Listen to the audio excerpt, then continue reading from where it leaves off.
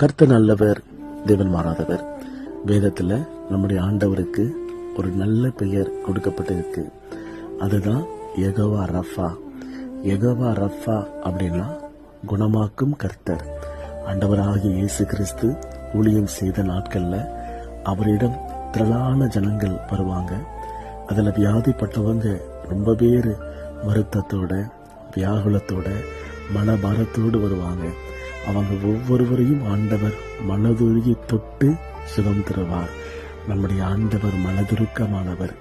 இன்றைக்கும் நீங்க ஏதோ ஒரு வியாதியில பாதிக்கப்பட்டிருக்கீங்க அப்படின்னா அது நாட்பட்ட தீராத வியாதியா இருக்கலாம். கவலைப்படாதீங்க.